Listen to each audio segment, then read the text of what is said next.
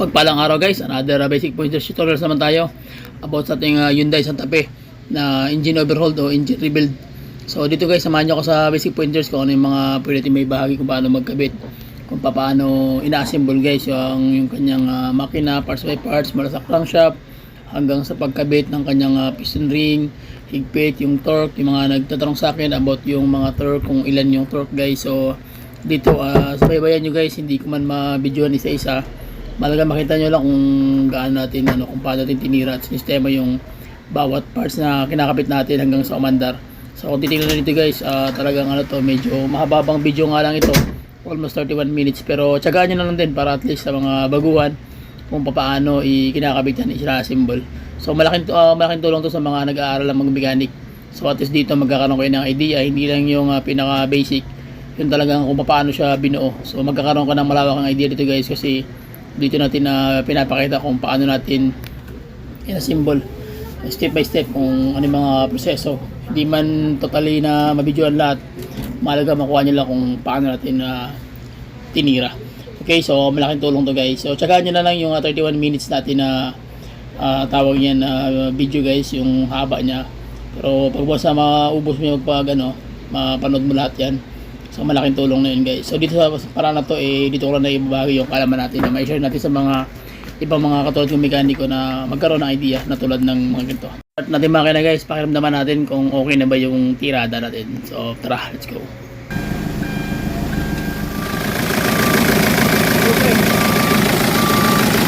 Buto isa para dili na matanggal. Saka na oil no? Blood no? Yung oil niya saka na. Okay, so ayan na guys, nakabit na natin yung spray jet. Okay, so apat yan. Siya magbibigay ng supply papunta doon ng oil, pressure papunta doon sa piston. So dito guys, kailangan malinis yung yung tawag na minute bearing mo, kasi pag hindi nagkaroon ng mga likabok, so magkakaroon ka ng problema. So kailangan talaga niya malinis at tapos wala kang likabok. And then lalagyan mo siya ng oil para pinaka-lubricant na agad. Para once na kinabit mo, magkakaroon siya ng dulas. So magandang swabe yung ikot. After nyan guys, kakabit mo na yung tatawag na main journal o yung crankshaft. So kailangan niya naka-timing din yan. Kung saan naka-tap yung snout ng uno, doon din yung yung kanyang harapan ng bahagi ng engine block. Okay, so hindi kayo pwedeng tatawag na hindi kayo pwede mabaliktad. Okay, so tandaan niyo po yan sa mga baguhan. So kailangan umiikot yan once na nakabit niyo yung main crankshaft. Okay, dapat nakakamayan guys. Especially pag once na nalagyan niyo na ng yan, na higpitan niyo ng tatawag na yung mga bolt, main bolt. So mangyayari yan guys, kailangan nakakamay yan. Ay hindi mo makamay pero maikot siya ng tools. So ito yung tinatawag na secondary guys. So yan po yung pinaka assembly na main cap holder na assembly. So ano po ito, kailangan to tawag yan assembly na isang set na yan, ikakabit mo na lang yan. So before mo ikabit yan, kailangan mo lang lagyan ng gasket sealant o yung gasket oil na nilalagay namin para sitting talaga siya. So kailangan yan, ang sitting yan is almost mag 0-0 na siya. Lubricant na yung pinaka-clearance niyan guys. So pero sa amin nilagyan namin ng yan guys ng sealant.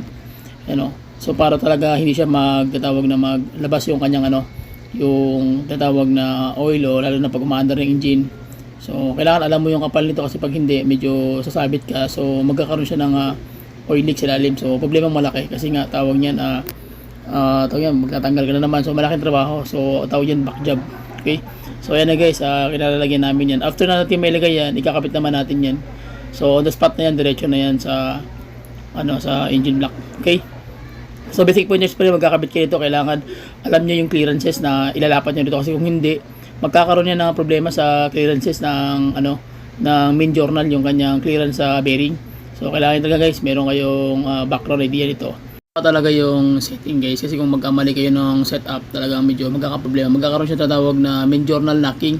So magulat ka, parang may maingay na connecting rod bearing na tumutunog sa ilalim. So yun na yun, magiging problema din guys, issue, lalo na pag nakabit mo na yan tapos nag-RPM ka na ng mga 2,000 to 3,000 RPM. So tutunog na talaga yan. So kailangan may idea kayo yan kung paano nyo bibigyan ng tamang higpit yan. So after nyo makabit yung tatawag na main bolt guys na main cap assembly, so ilalagay nyo yung mga bolt, kailangan manumano lang muna. And then after nyan, higpitan nyo manumano. After that, gagamit kayo ng tools na pang pang higpit lang, pang sagad lang doon mismo sa tinatawag na main bolt, yung pinaka torque nya. So after nyan mo malagay yung manumano na torque, saka mo nalalagay yung power tools. Okay, so ibig sabihin hihigpitan mo na ng mga 10 o to 20 na na foot pounds o yung higpit na guys.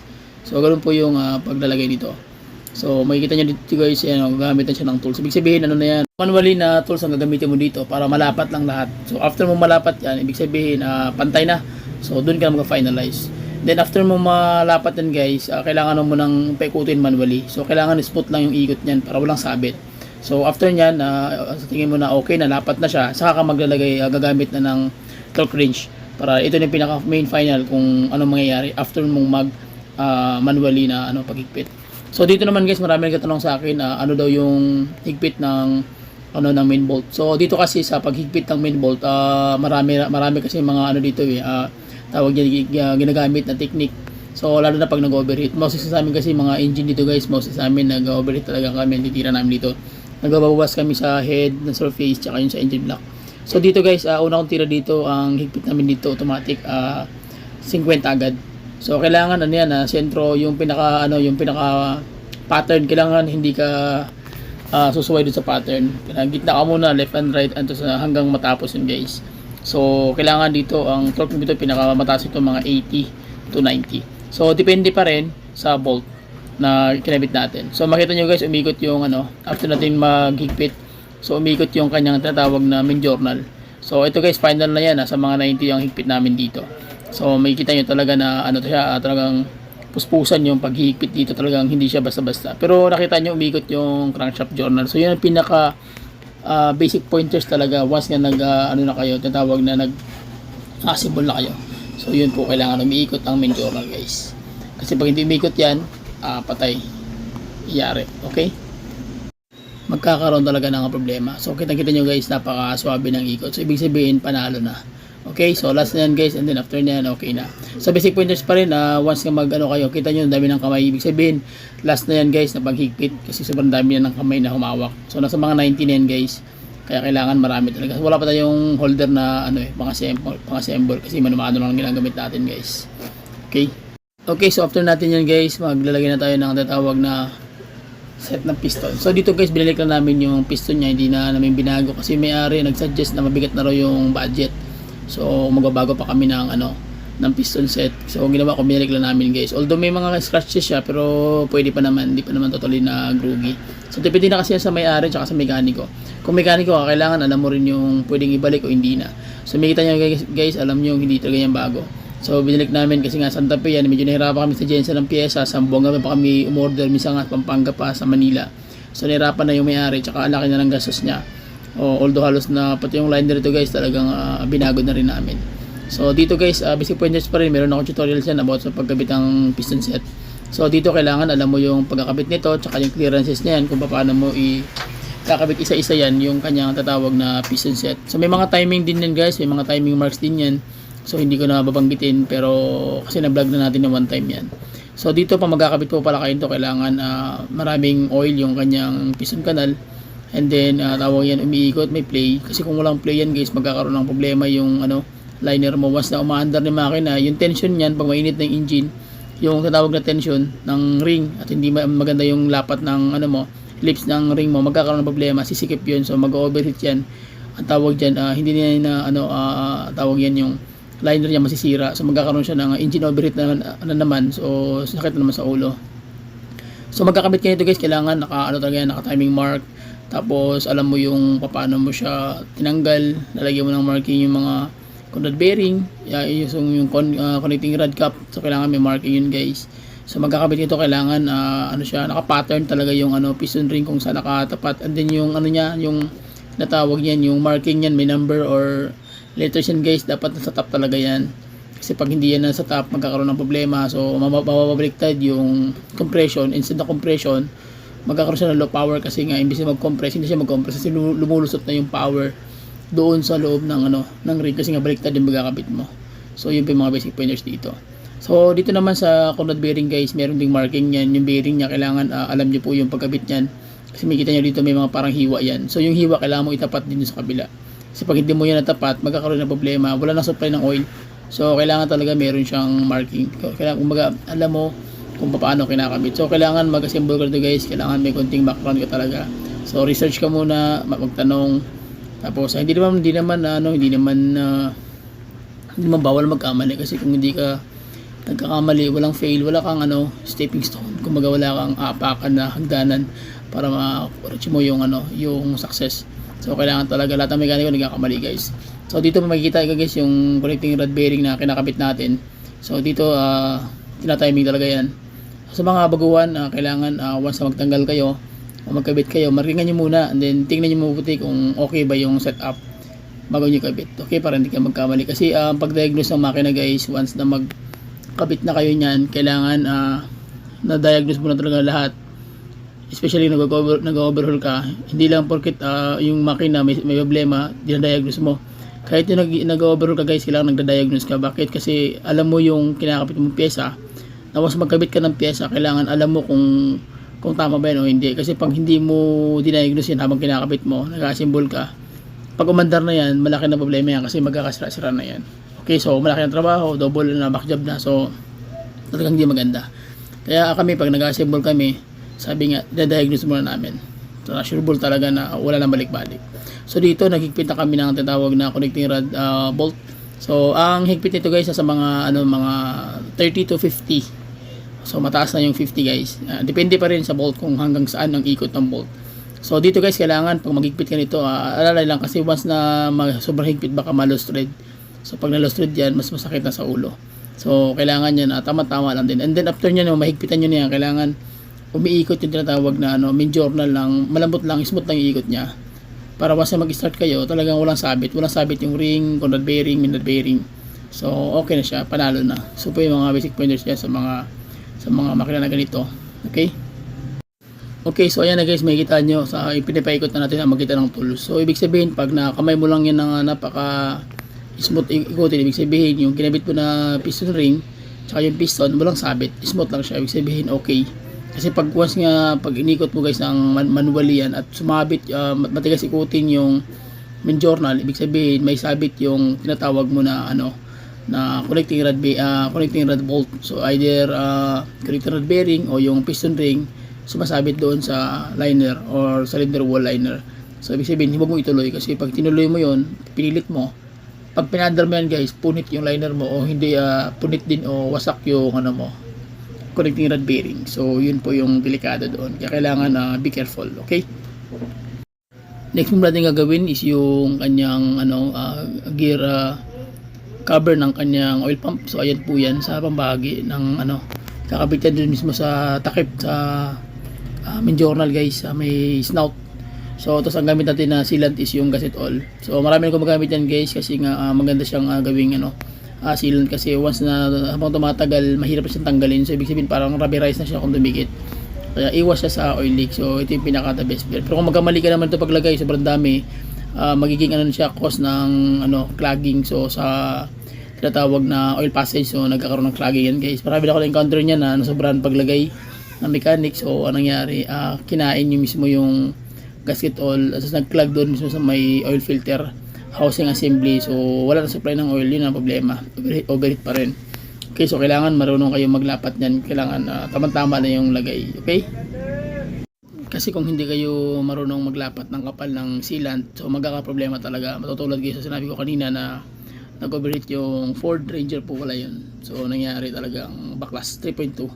So kaya kailangan maglapat kayo tama-tama lang, hindi ganong kakapalan. Pag sobrang nipis naman at hindi pantay, so magkakaroon pa rin ng oil leak. So kailangan talaga may measurement yung lagay mo. So dito kasi kumaga tansyado na namin yan, kaya parang simple lang. So basic pointers pa rin, guys, maglalagay kayo ng gasket sealant, huwag nyo na patagalin. So pag maglagay kayo, kailangan may konti kabit nyo na, kasi pag tumigas yan, mas masakit sa ulo. Dahil mahirap na po yung tanggalin mas na tumigas na yan dyan sa sa pyesa. So ayan na po, guys, kakapit na natin yung cover sa snout ng main journal. So dito nakakonect yung pyesa ng oil pump. Siya magbibigay ng bomba naman papunta naman doon sa mula sa snout ng gear ng cover papunta naman doon sa oil pump assembly. So pag umikot na yung main journal, so sasabay na yung tatawag na oil pump, kaya kumaga na siya, direct na siya, guys. So yun po yung mga tirada dyan. Ayan, nakabit na natin. So natin ilalagay is yung kanyang water pump. So basic pointers pa rin, maghihigpit ka nito. Ang pinaka main torque nito nasa mga ano lang yan, mga 10 to 20. So maaari makamay-kamay mo lang yan. Hindi mo pwedeng lakasan ng ano, kasi nga pag once na lakasan mo baka sumobra, either maputol o sumobra tumagos sa ilalim o magkakaroon ng problema. So tawag niyan, magkakaroon siya ng tawag na oil leak. Okay, so yun po yung technique dyan guys. Tapos kung maghihigpit ka niyan, kailangan even pantay pa rin siya. Higpit ka muna sa kabila ng 5 torque, tapos sa kabila naman, tapos bago parang head, parang cylinder head lang din. So pantay pa rin kasi yung lapat ng lips ng ng cover pantay-pantay, kasi kung hindi magpantay either mababasag yan o hindi magiging pulido yung trabaho mo. So back job siya. Okay, so yun po yung mga basic pointers guys. Okay, so ayan na guys, ikakabit na natin yung water pump. Yung water pump ng Hyundai Santa Fe, medyo maliit lang siya yung mechanism niya. So makikita mo parang kapiranggot lang siya, parang nagiging parang lang siya, parang idler tensioner gear doon mismo sa loob ng kanyang valve train.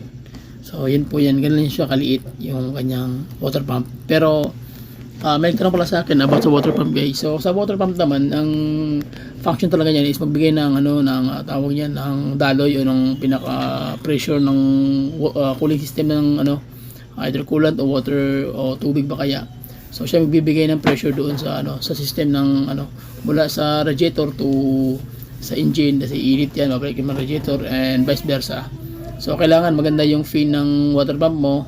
Medyo bago talaga kung maaari lang, especially pag malaki ng gastos ng may-ari, baguhan mo na yung water pump para hindi ka na magbalik-balik, kasi kung babalik mo lang din yan guys, magkakaroon ng problema, patay. So mangyayari dyan, babak job yan, so babalikan ka ng may-ari. Kailangan yung water pump kung maaari medyo bago na rin, para wala kang tindihin, kampante yung isip mo. Okay? Then so guys, kinabit na namin yung oil seal. So oil seal naman, kailangan Japan brand talagang gagamitin mo dito. So gagamit ka nito, kailangan either Nuke, basta yung Japan talaga, kasi nakatry na ako niyan, binigyan ako ng ordinary Taiwan. So nag oil leak, so sakit sa ulo kasi oil leak na naman, so back job siya.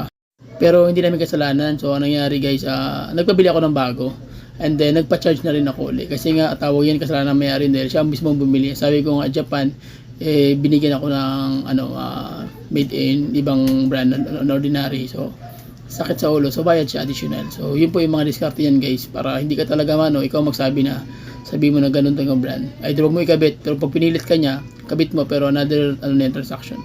So nakabit na namin guys yung kanyang oil pump assembly. So ayan na yung may gear, so kakabit natin yung cover yan guys. Basic pointers pa rin guys, magkakabit kayo ng oil pump assembly, make it sure na maganda yung nito, maganda yung tawag yan, yung pressure niya sa loob. Ito kasi hindi ko na videoan kung paano ko siya, para namin tinest yung oil pressure. So okay na yung oil pressure niya guys, maganda yung niya, yung kayod, maganda yung tulak ng oil. So make it sure talaga na maganda talaga yung performance, kasi pag hindi, once na kinabit mo na yan guys, pinandara mo na ito, walang supply ng oil, patay talaga magkakaroon ng problema mismo sa engine, buong system ng engine. So sakit na naman sa ulan guys. So basic pointers lang yun guys, kailangan talagang may idea kayo, meron kayong alam kung ano yung pressure, ano yung sistema ng oil pump, cooling system, kasi once na umaandar na yan guys, halimbawa napaandar nyo na yan ng mga 2 hours o 3 hours, okay, and then tinakbo ng may-ari yan, in RPM yan ng 2,500 to 3,000 RPM, biglang bumitaw yung mga system, especially yung oil system, water cooling system, so overheat na naman, so balik yung trabaho, so masakit sa ulo, mangyayari mag-uusap, mag-away-away pa kayo ng unit owner. Kailangan be careful talaga. Okay, so yun po yung mga mga suggestion ko sa mga mga baguhang mekaniko. So ayan na guys, nilagyan natin ng gasitol pa rin yung gamit natin na sealant. So ayan guys, available yan sa ating sa affiliate ng Shopee guys, meron yan dyan. So i-chat mo, i-search mo lang yan, sealant gasitol, so makakabili ka na yan. So hindi natin pinopromote, pero yun talaga yung availability na meron ka makahanap, kahit nakatutulog ka pa lang o bukas deliver na nila yan. So yun lang, ganun kasimple. So after nyan, kakabit na natin yung pinaka main cover. So basic pointers pa rin, itong main cover na to, alloy na to, hindi tulad sa iba na na bakal. Kasi yung bakal talagang sakit sa ulo yun, kasi minsan bend siya. So kailangan mo talagang ayusin. So sa atin kasi ginagawa din ng paraan na hindi siya mag oil leak. So ginagawa din dito talagang pinapantay. Minsan nililimbas natin yan yung file. So kailangan pantay talaga siya guys. So ayan, tabing ipa yung pagkakalagay kanina, kaya inulit. So ayan na guys, magkatanong kayo, marami kaming OJT dito kasi almost mga 7 sila. So So kaya maraming kamay. So dito ayun na, silyado na siya guys. May kita nyo, okay na yung tira natin. So panalo na yan.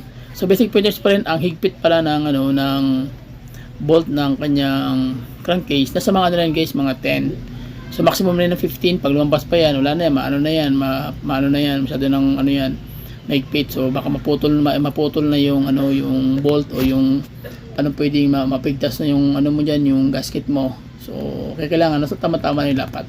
Kasi nakagasket all ka naman, pag dumikit yan, parang ng ano yan, rubber. So okay na yan siya. Okay? So ganoon lang siya kasimple guys. After niyan mong higpitan, sunod natin kakabit is yung ano na, cylinder head na. So ibabaligad natin yan, tapos kakabit na natin yung head gasket and then yung ano na guys, yung cylinder head para dire-diretso na tayo. So ayan na, totally sealed na siya. Okay na siya guys. So panalo na. Okay, so ayan na guys, tihayan natin. Ito pala yung tawag na ano, cylinder head gasket. So ayan na guys, makita nyo yung steel. So sa totoo lang guys, nagpalit ako nito ng carbon kasi nga yung itong kinabit ko ay pinili talaga tayo na may-ari na may balik ng steel. So wala kasi siya makita. So ang nangyari guys, nagkaroon ng bubbles to. Talagang sumakit ang ulo namin kasi nag-top overhaul ulit kami dahil nagpalit kami ng carbon na yung gamit namin. Kasi yung steel, kasi nga nag-overheat na ito guys, nag-reface na kami. So basic points pa rin sa mga baguhan, huwag niyo ipilit talaga na ano, may kabit yung steel kasi talaga magkakaproblema kayo. Kahit sabihin na maganda yung pagkahigpit mo, kasi once na uminit na yan at tumamala ka ng mga 3,000 RPM, talagang bumibitaw yan minsan. So jackpot ka na kung hindi siya bumitaw, ibig sabihin magaling ka. Pero kami guys, talagang ano, sabi ako na may-ari na hindi ako nagkakabit ng steel. So carbon talaga. Pero nangyari is, bumitaw nga, nagkaroon, hindi pa nga napaandar ng mga ano, 5 oras, 2 hours pa lang, bumitaw na guys, nagkaroon ng bubble. So ibig sabihin, another charge naman ang may-ari yun kasi pinili tayo na ikabit talaga dahil yun ang gusto niya. So no choice tayo, dahil labor lang tayo, sunod talaga tayo. Pero merong consequence, once na magkaroon ng problema, so another charge na naman yun for top overhaul. So ang labor namin dito guys, nasa mga ano lang, 15,000, napakamura lang yan guys. So ang top overhaul namin, 7,000. So ganun siya kamura, kaya okay siya. Dito ako patira. Mas matipid, okay, especially sa mga follower subscriber. So after na guys, ayan, kinakabit na natin yung head. So makikita nyo maraming kamay, so OGT kasi karamihan guys. So hindi kasi ako na actual na dito time na yun dahil busy tayo. So naandun ko tayo ng painting, so iba yung nagbi-video to, kaya may pansin mo medyo malikot, talagang magulo. Pero hindi mahalaga, nakikita nyo kung paano ina-assemble yung buong unit guys, kung paano natin na tawagin iniisa-isa, okay. So ayan guys, hinahanap pa lang yung saktong timing. So basic pointers pa rin kung magkakabit ka ng cylinder head, kailangan lapat talaga yung ano. Meron kasing dawilan guys, may guide. So yung guide na yun, nakatusok na yun sa either sa engine block o cylinder head. So after nyan, ilapat mo. So diretso na po, pwede mo lang ano yun, pukpukin ng rubber hammer para sureball na dumikit siya. Basic pointers pa rin, magtatanong sa akin bakit daw gasket cement na nilalagyan ko pa yun. Kasi nga nilalagyan natin yun guys para mas lalo siyang kumapit o dumikit mismo sa engine block tsaka sa cylinder head, sa ano niya, yung pin between, okay. So after nun guys, maglalagay na tayo ng tatawag na cylinder bolt, cylinder head bolt, main bolt. So ganun pa rin kung paano natin higpitan yung ano, yung crankshaft main bolt. So same lang din sa head. So kailangan manually, and tapos manumano lang muna guys. Tapos yung pattern, number 1 talaga dyan guys, yung pattern, kailangan alam niyo yung pattern. Kitna muna, tapos left and right, tapos mano, para pantay-pantay yung lapat at walang ano talaga, kumaga, hindi magbingkong. So yun po yung pinaka-technique dito as a mechanic, okay. So after nyong maghigpit guys, ito na yung kalalabasan natin. So final torque na agad yan. So ang una kong bigay ditong torque is nasa ano talaga yan, 50 na agad. Una 30 and then nag 50 na kami. So basta gagamit ka ng torque range, diretso ka na ng 50. So after mo mag 10, 20 to 30. So final ano ka na torque is 50. So tapos ang after niyan guys, mga 60, 70. So basic pointers pa rin, magkakabit kayo nito, kailangan alam niyo talaga yung torque per pounds, kasi kapag hindi niyo nakuha yun, mangyari yan guys, magbabackjab kayo. Pag nagbackjab yan, sakit na naman sa ulo. So especially ito, steel. So ito, binigyan namin ito ng higpit na almost 90 na guys, 95. So pero sabi ko kanina, talaga nag-overheat pa rin siya kasi nga steel ang ginamit namin. Kaya nag-change kami into carbon. Dahil hindi mo makontrol yung lapat ng steel. So maraming mga mekaniko na magagaling dyan maglagay guys. Pero ako mismo, mas inire-refer ko na talaga mag-carbon. Bakit? Pag mag-carbon ka, kaya mag-long last yan ng 3 to 5 years. Depende sa gamit ng may-ari at sa pag-handle. Okay? So nakabit na natin guys yung kanyang mismong assembly ng kanyang head. So kaya na almost nasa ano tayo guys, mga 55% na tayo bago na yan another. So ikakabit na natin sa, ano yan, sa engine bay. So ayan na guys, sunod ikakabit yung mga kanyang mga accessories, yung turbo, yung belt, tapos abangan natin yung ano yan, yung timing kung paano ko tinira yan. Okay, so next move natin gagawin guys, maglalagay na tayo ng tinatawag na timing belt. So yung timing belt, tawag niyan, basic points pa rin. Kailangan, maaari bago talaga yan, bago na lahat. Kasi kung hindi bago ang timing belt, mangyayari yan guys, either mapuputol yan after 1 year, 2 years. So mas advice ko sa may-ari na magpalit talaga ng timing belt. So dito kasi pinabalik lang may-ari yung timing belt kasi bagong palit pa lang daw to. Pero wala tayong magawa guys dahil nag-suggest tayo, pero yun ang pa rin gusto ng may-ari. So sa pagkabit ng timing belt, kailangan alam mo yung ano nito guys, yung tawag yung timing mark. Kasi yung timing mark ang magbibigay ng tamang sipa o tamang accurate na ignition o yung starting system, especially sa mga sensor niya. So sila yung magbibigay ng direct contact mismo doon sa kanyang sa ECM. Kasi pag hindi accurate ang mangyayari yan guys, hindi aandar, hard starting, manginginig. So maraming possible na magkakaroon ng check engine issue, lalabas yung mga code kung ano-ano.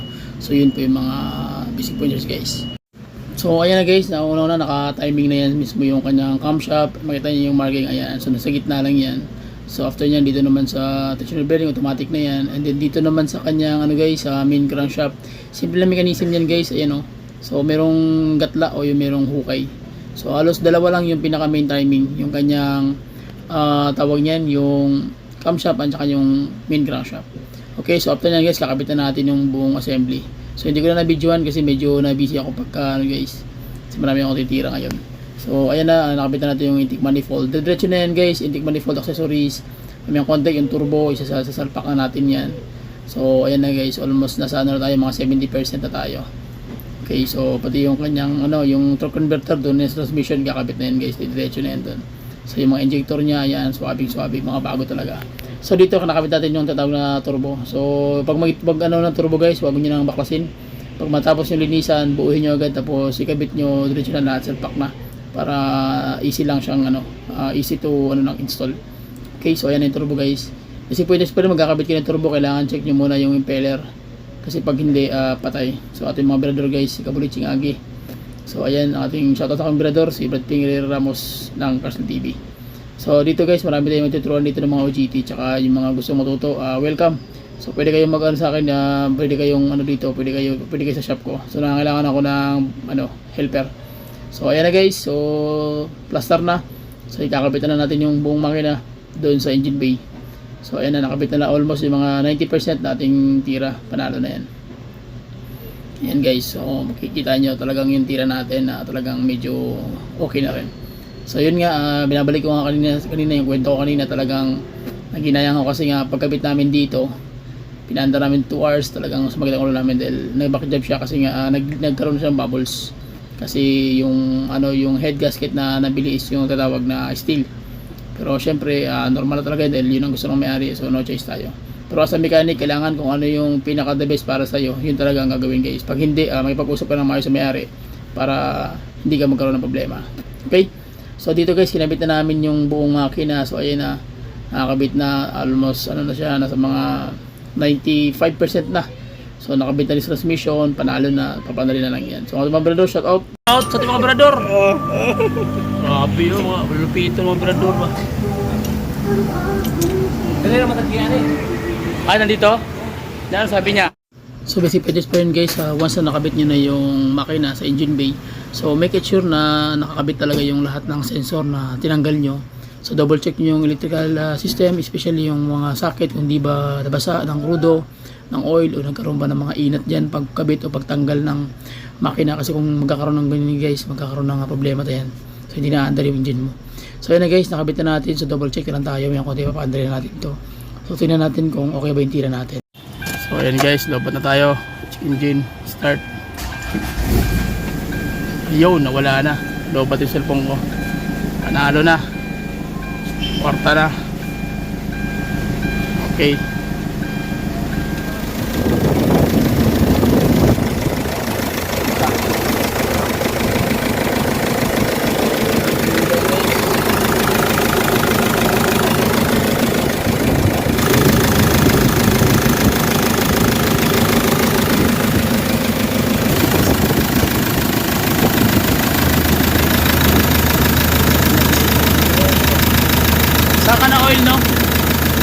Sad, no?